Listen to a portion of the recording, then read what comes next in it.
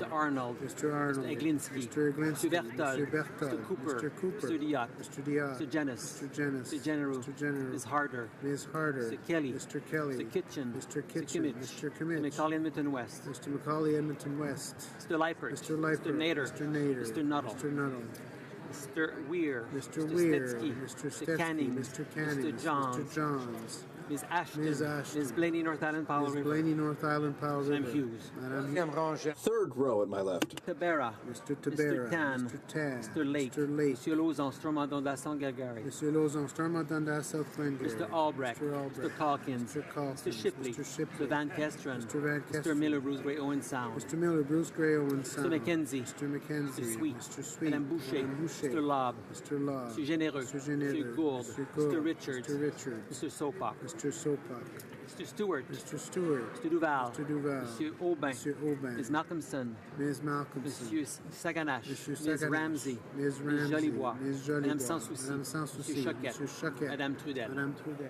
Deuxième rang. Second row on my left. South. Ms. Sidhu Brampton South. Mr. Seacon. Mr. Seacon. Mr. Sobera. Mr. Sobera. Mr. Tilson. Mr. Tilson. Mrs. Gallant. Mrs. Gallant. Mr. Warwa. Mr. Warwa. Mr. Doherty. Mr. Doherty. Mr. Clark. Mr. Clark. Mr. Pulis. Mr. Pulis. Mr. Allison. Mr. Allison. Mr. Carey. Mr. Carey. Mr. Reed. Mr. Reed. Mr. Workington. Mr. Workington. Mr. Brown. Mr. Brown. Mrs. Vecchio. Mrs. Vecchio. Mr. Abul Taif. Mr. Abul Taif. Mrs. Wong. Mrs. Wong. Ms. Gladue. Ms. Gladue. Mr. McColeman. Mr. McColeman. Mr. Reyes. Mr. Reyes. Mr. Broussard. Mr. Broussard. Mr. Sorensen. Mr. Garrison. Mr. Garrison. Madame Quash. Madame Quash. Mr. Dussault. Mr. Dussault. Mr. Boulris. Mr. Boulris. Ms. Kwan. Ms. Kwan. Ms. Benson. Ms. Benson. Premier rangé. First row on my left. Mr. Nicholson. Mr. Anderson. Mr. Anderson. Mr. Bazan. Mr. Mrs. Bazan. McLeod. Kamloops Thompson Caribou. Mrs. McLeod. Kamloops Thompson Caribou. Mr. Deltel. Mr. Ms. Deltel. Bergen. Ms. Bergen. Ms. Ambrose. Ms. Ambrose. Mr. Lebel. Mr. Lebel. Mr. Kent. Mr. Kent. Mr. Straw. Mr. Straw. Ms. Rampel. Ms. Rampel. Mr. Fast. Mr. Fast. Mr. Poilievre. Mr. Poilievre. Mr. Van Loon. Mr. Van Loon. Madame Laverdière. Madame Laverdière. Mr. Mulcair. Mr. Mulcair. Mr. Rankin. Mr. Rankin. Ms. Duncan. Edmonton Strathcona. Miss Duncan, Edmonton Strathcona. Mr. Christopherson. Mr. Madame Christopherson. Brosseau. Madame Brosseau. Mr. Davies. Mr. Davies. Mr. Cullen. Mr. Cullen. Mr. Donnelly. Mr. Donnelly. All those at my right opposed to the motion will please rise. Fifth row. Quatrième rang. Fourth row on my right. Third row on my right. Second row on my right. First row on my right. All those at my left opposed to the motion will please rise. Fifth row. Fourth row on my left. Third row on my left. Second row on my left. First row on my left.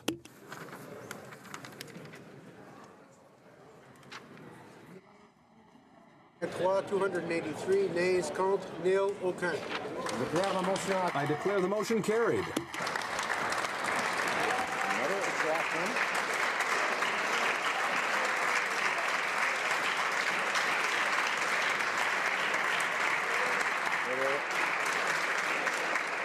Pursuant to order made on Monday, April 3rd, 2017, the House will now proceed to the taking of the deferred recorded division on the motion at second reading stage of Bill C-308 under private members' business. Mr. Trost, seconded by Mr. Vierson, moved that Bill C-308, an act to provide for the incorporation of the Canadian Broadcasting Corporation and to make consequential amendments to other acts, be now read a second time and referred to the Standing Committee on Canadian Heritage. All those at my left in favor of the motion will please rise. Mr. Trost. Mr. Trost. Fifth row at my left. Mr. Vierson. Mr. Vierson. Fourth row at my left. Third row at my left. Mr. Albrecht. Mr. Albrecht. Mr. Richards. Mr. Richards. Second row at my left. Mr. Sorensen. Mr. Sorensen. First row at my left. Mr. Anderson. Mr. Anderson. All those at my right in favor of the motion will please rise. Fifth row.